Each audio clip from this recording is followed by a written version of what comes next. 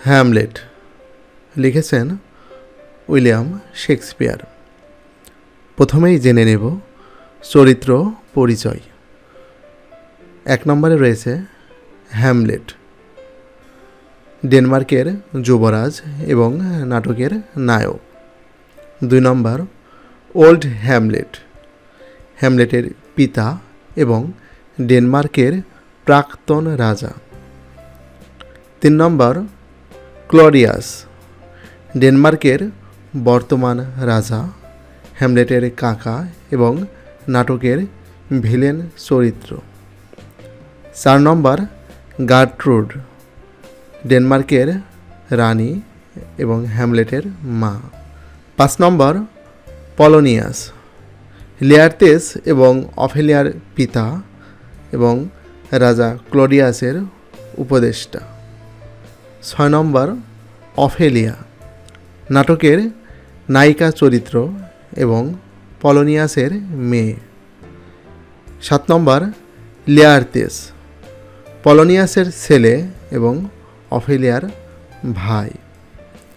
8 নম্বর হোরেশিও, হ্যামলেটের ঘনিষ্ঠ বন্ধু, তারা একসাথে উইটেনবার্গ ইউনিভার্সিটিতে পড়াশোনা করেছে।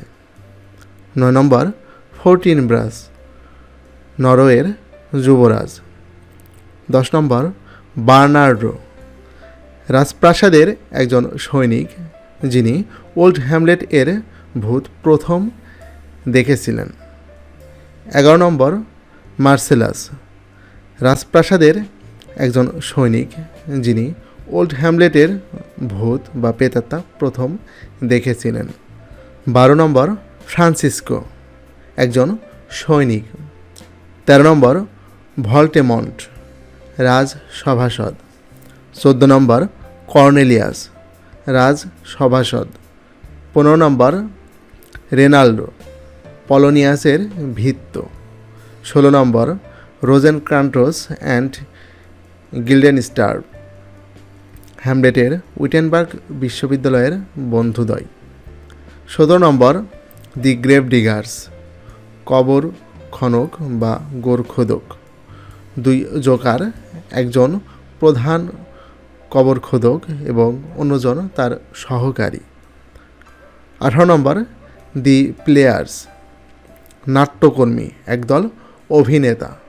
19 নম্বর এ ক্যাপ্টেন, সেনাধ্যক্ষ, ফোর্টিনব্রাস সেনাবাহিনীর একজন ক্যাপ্টেন যিনি হ্যামলেটের সাথে সংক্ষিপ্ত কথা বলেছেন। 20 নম্বর অ্যাম্বাসেডর, রাষ্ট্রদূত, নাটকের শেষে ইংল্যান্ডের রাষ্ট্রদূতরা ঘোষণা করেন যে রোজেনক্রান্টস এবং গিল্ডেনস্টার মারা গেছেন। এবার আমরা সংক্ষেপে এই হ্যামলেট নাটকের সারাংশটা জেনে নেব অল্প কথায়। যেই সারাংশটা জানার মাধ্যমে আমরা হ্যামলেট নাটকের মূল বিষয়বস্তুটা খুব সংক্ষেপে জানতে পারব। তারপর আমরা এই হ্যামলেট নাটকের মূল কাহিনীটা পড়ব। সারাংশ: ডেনমার্কের রাজা হলেন ওল্ড হ্যামলেট। তার স্ত্রীর নাম গার্ট্রুড এবং 30 বছর বয়সী একমাত্র ছেলের নাম হ্যামলেট, যে কিনা জার্মানির উইটেনবার্গ ইউনিভার্সিটিতে পড়াশোনা করে। রাজা ওল্ড হ্যামলেটের একটা ছোট ভাই রয়েছে যার নাম ক্লডিয়াস, যে খুবই দুষ্টু প্রকৃতির লোক এবং এই নাটকের ভিলেন চরিত্র। সে নিজ বড় ভাই ওল্ড হ্যামলেটকে হত্যা করে রাজ্যসহ রাজরানীকে চায়।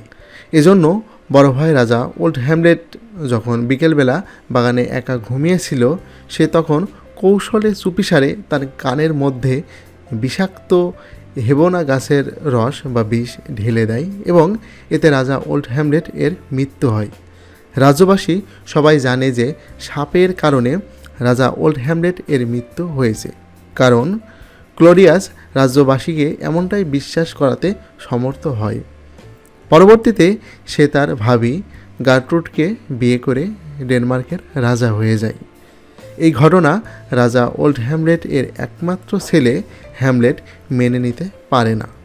সে উইটেনবার্গ ইউনিভার্সিটি থেকে চলে আসে এবং বিভিন্ন উপায়ে বাবার মৃত্যুর রহস্য উন্মোচন করার চেষ্টা করে। একদিন সে মৃত বাবার প্রেতাত্মাকে দেখতে পায় এবং এই প্রেতাত্মা থেকে সে মূল ঘটনা জানতে পারে। সে জানতে পারে যে তার চাচা ক্লরিয়াস তার বাবাকে হত্যা করেছে এবং তার মাকে বিয়ে করেছে এবং এই রাজ্যের রাজা হয়েছে। এরপর সে তার চাচা ক্লরিয়াসকে হত্যা করে এবং নিজেও খুন হয়ে যায়।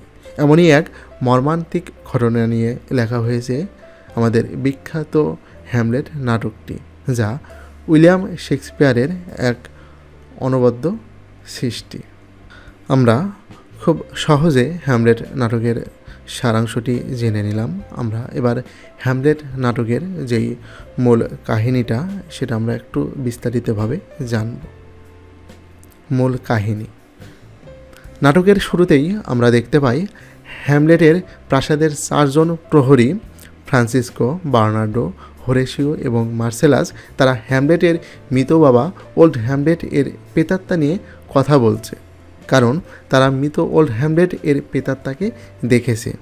এই বিষয়টি হ্যামলেট এর কলেজ বন্ধু হোরেশিও গোপনে হ্যামলেটকে জানায়। হ্যামলেট তার বাবার প্রেতাত্মাকে দেখার জন্য উদ্গ্রীব হয়ে যায় এবং গতকাল রাতে যে সময়ে ওল্ড হ্যামলেট এর প্রেতাত্মাকে দেখা গিয়েছিল ঠিক সে সময়ে হ্যামলেট সেখানে উপস্থিত হয় এবং তার বাবার প্রেতাত্মাকে দেখতে পায়। তার বাবার প্রেতাত্মা তাকে জানায় কিভাবে তার মৃত্যু হয়েছে। সে হ্যামলেটকে বলে যে প্রতিদিনের মতো অভ্যাসবশত দুপুরের আহারের পর আমি বাগানে ঘুমাচ্ছিলাম এবং এই সুযোগে তোমার বিশ্বাসঘাতক ছোট চাচা ক্লোরিয়াস আমার কানের মধ্যে হেবনা গাছের বিষ ঢেলে দেয় আর আমার মৃত্যু হয়। কিন্তু রাজ্যবাসীর মধ্যে সে প্রচার করে যে সাপের কামড়ে আমার মৃত্যু হয়েছে। হ্যামলেটকে আরও বলে যে তুমি যদি আমার সন্তান হয়ে থাকো তাহলে অবশ্যই এই হত্যার প্রতিশোধ তুমি নিবে, তবে তোমার মায়ের প্রতি তুমি নিষ্ঠুর হও না। এটা শোনার পর হ্যামলেট আর নিজেকে স্থির রাখতে পারে না।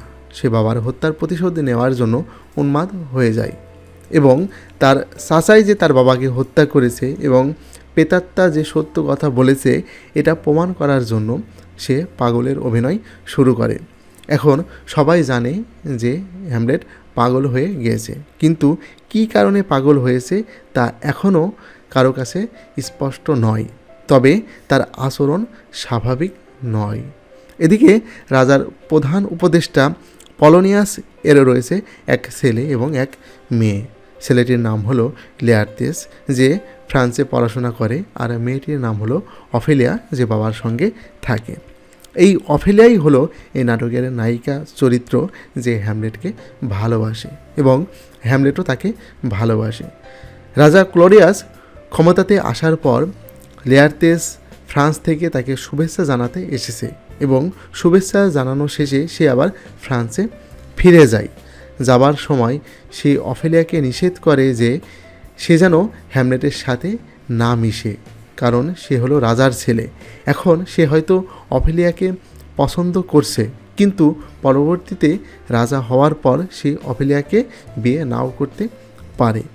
রাজা হওয়ার পর যদি সে তোমাকে ভালোবাসে তবেই তুমি তার সঙ্গ দেবে, আর হ্যামলেট তোমাকে যে সকল প্রেমপত্র বা উপহার দিয়েছে তা তাকে ফেরত দিবে।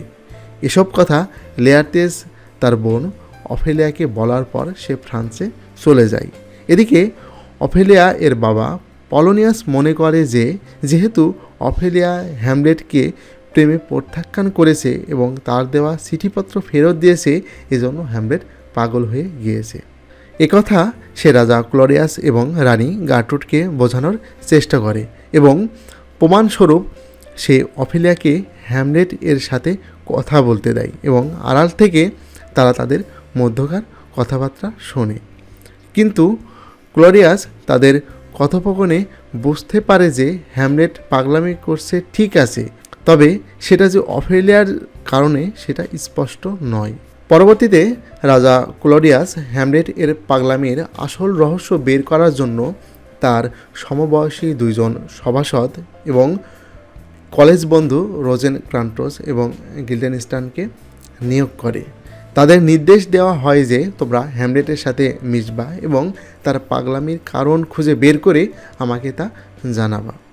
রাজার কথা মতো রোজেনক্রান্টস এবং গিল্ডেনস্টার্ন দুজনে হ্যামলেট এর সাথে মিশে এবং পাগলামির কারণ খুঁজে বের করার চেষ্টা করে, কিন্তু পারে না। তবে তারা এতটুকু বুঝতে পারে যে আজকে রাতে যে নাট্যকর্মীর দল রাজপ্রাসাদে সবাইকে নাটক মঞ্চস্থ করে দেখাবেন, এই নাটক দেখাতে হ্যামলেট এর খুবই আগ্রহ। তারা এই খবরটি রাজা ক্লোডিয়াসকে জানায় এবং বলে যে যদি রাজা ক্লোডিয়াস আজকে নাটকের অভিনয় দেখেন তাহলে হ্যামলেট খুব খুশি হবে। রাজা ক্লোডিয়াস দেখলেন যে যেহেতু বেশ কিছুদিন যাবৎ হ্যামলেট এর মন ভালো নেই, আজকের এই নাটকের মাধ্যমে যদি তার মন ভালো হয় তাহলে এটা মন্দ নয়, এজন্য সে সম্মতি প্রকাশ করে। আর এদিকে নাটক অভিনেতাদেরকে ডেকে জিজ্ঞেস করে যে আজকে তোমরা কোন নাটকটি অভিনয় করে দেখাবে। তারা হ্যামলেটকে জানায় যে তারা আজকে দি মার্ডার অব গোলঞ্জা নাটকটি অভিনয় করে দেখাবে। হ্যামলেট তাদের নির্দেশ দেয় যে নাটকের শেষের দিকে আমার লেখা কিছু স্ক্রিপ্ট অভিনয় করে দেখাবে। তারা সম্মতি প্রকাশ করে। হ্যামলেট এখানে তার বাবার কিভাবে মৃত্যু ঘটেছিল সেটা যোগ করে দেয় এবং হরেশিওকে বলে দেয় যে যখন এই দৃশ্যটি আসবে তখন যেন সে রাজা ক্লোডিয়াস এর দিকে খেয়াল রাখে, যাতে তার ভেতরের পরিবর্তন যেন সে বুঝতে পারে। নাটক অভিনেতারা হ্যামলেট এর কথা মতো অভিনয় করে এবং এই দৃশ্য দেখে ক্লোডিয়াস চিৎকার করে ওঠেন এবং দ্রুত আলো জ্বালাতে বলেন। তিনি বলেন যে আমি আর এখানে থাকতে চাই না, আমাকে আমার রুমে নিয়ে যাও, আমার শরীর খারাপ লাগছে। হ্যামলেট এর আর বুঝতে বাকি থাকে না যে কে তার বাবার প্রকৃত খুনি। এরপর ক্লোডিয়াস অসুস্থ হয়ে পড়ে এবং সে বুঝতে পারে হ্যামলেট তার জীবনের জন্য এখন নিরাপদ নয়। সুযোগ পেলেই সে ক্লোডিয়াসকে খুন করতে পারে। নিজেকে পৃথিবীতে বাঁচিয়ে রাখতে হলে হ্যামলেটকে যে কোনো উপায়ে খুন করতে হবে। ডেনমার্কেই রাজা ক্লোডিয়াস হ্যামলেটকে খুন করত, কিন্তু রাজ্যবাসী হ্যামলেটকে খুবই ভালোবাসে। হ্যামলেট এর এই জনপ্রিয়তার কারণে ক্লোডিয়াস হ্যামলেটকে হত্যা করতে পারে না। আবার রানী গার্ট্রুড এর একমাত্র সন্তান হলো হ্যামলেট। যদি তার সামনে হ্যামলেটকে হত্যা করা হয় তাহলে সে সহ্য করতে পারবে না এবং সাংসারিক জীবনে জটিলতা সৃষ্টি হবে। এজন্য সে সিদ্ধান্ত নেয় যে হ্যামলেটকে কোনোভাবে ইংল্যান্ডে পাঠিয়ে ইংল্যান্ডের রাজার সহায়তায় সেখানে তাকে খুন করবে। রানী গার্ট্রুড হ্যামলেট এর সাথে কথা বলতে চায়। পলোনিয়াসকে দিয়ে তিনি হ্যামলেটকে তার রুমে ডেকে পাঠায়। হ্যামলেট রানীর রুমে আসলে পলোনিয়াস রাজা ক্লোডিয়াস এর অনুমতিক্রমে জানালার পর্দার আড়ালে লুকিয়ে তাদের সমস্ত কথা শুনে। হ্যামলেট বিষয়টি বুঝতে পারে। তিনি মনে করেন যে জানালার পর্দার আড়ালে রাজা ক্লোডিয়াস দাঁড়িয়ে তাদের সমস্ত কথা শুনছে। তিনি সুযোগ মতো তার কোমরে থাকা তরবারি দিয়ে পর্দা বরাবর চালিয়ে দেয় এবং এতে করে পর্দার আড়ালে থাকা পলোনিয়াস মারা যায়। পলোনিয়াসকে দেখে হ্যামলেট বলে, তুমি এখানে রয়েছো, আমি ভেবেছিলাম ক্লোডিয়াস রয়েছে। হ্যামলেট প্রধান উপদেষ্টা পলোনিয়াসকে খুন করেছে এই ঘটনা দেখে রাজা ক্লোডিয়াস দ্রুত হ্যামলেটকে ইংল্যান্ড পাঠিয়ে দেয় এবং গোপনে পলোনিয়াস এর অন্ত্যেষ্টিক্রিয়া সম্পন্ন করে।